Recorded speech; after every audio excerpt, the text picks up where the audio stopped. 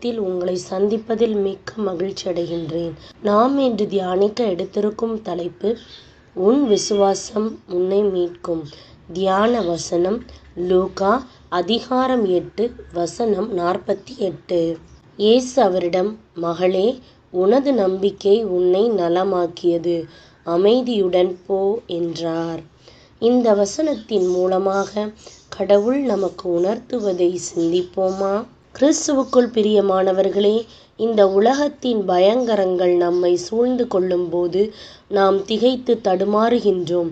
நான் என்ன செய்வேன், எப்படி இதிலிருந்து வெளியே வருவேன் என்று சஞ்சலம் கொள்கின்றோம். இன்றைய நாட்களில் அநேகர் இது நிமித்தமாக தற்கொலை செய்து மடிந்து போகின்றார்கள். இல்லை பிரியமானவர்களே, தற்கொலை செய்வது கோழைத்தனம். இதற்கு ஒரு வழி உண்டு. இதைத்தான் மேற்கண்ட வசனத்தில் குறிப்பிடப்பட்டுள்ளது. ஆண்டவர் சர்வ வல்லவர், அவரால் ஆகாதது ஒன்றுமில்லை. எந்த நிலைமையிலிருந்தும் எத்தீமையிலிருந்தும் அவருடைய வல்லமை நம்மை விலக்கி மீட்கும் என்பதை விசுவசித்து ஆசீர்வாதம் பெறுங்கள். அதே வண்ணமாகத்தான் பயங்கரமான வியாதியினால் பல வருடங்கள் பாடுபட்ட ஒரு பெண்மணி கடவுள் மீது முழு நம்பிக்கையும் வைத்து அதிசயமான விடுதலை பெற்றாள் என்பதை இந்த குறிப்பிட்ட வேத பகுதி விளக்குகின்றது. நீங்களும் உங்கள் பிரச்சனைகள் எதுவாக இருந்தாலும், மலை போன்றதாக இருந்தாலும், கடவுள் மேல் நம்பிக்கையும் விசுவாசமும் வைத்து அவளை போன்றே விடுதலை பெறுங்கள். ஒரு குடும்பத்திலே வயது சென்ற தாய் திடீரென்று பேச முடியாமல், நடக்க முடியாமல் படுக்கையிலானார்கள். அவர்கள் அன்புள்ளம் கொண்ட தாயாக இருந்தபடியினால் பிள்ளைகள் யாவரும் கவலைக்குள்ளானார்கள். அப்பொழுது ஒரு நற்செய்தி கூட்டத்திற்கு தங்கள் தாயை மாலை வேளையில் அழைத்துச் சென்றார்கள். ஒரு நாற்காலியில் கஷ்டப்பட்டு தூக்கி உட்கார வைத்தார்கள். ஊழியம் செய்த ஊழியரை அழைத்து ஜெபிக்கும்படி சொன்னார்கள்.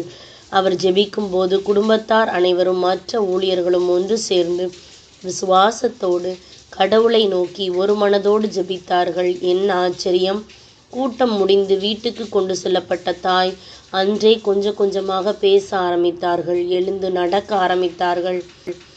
அடுத்த நாள் மாலை கூட்டத்தில் அதே குடும்பத்தின் மக்கள் அவர்களை கூட்டிக் கொண்டு அந்த கூட்டத்தில் அருமையாக சாட்சி கொடுத்தார்கள். அதுவரை நடக்க முடியாமல் இருந்த அந்த அம்மா மேடையில் அங்கும் இங்குமாக நடந்த காட்சி கண்கொள்ளா காட்சியாக இருந்தது.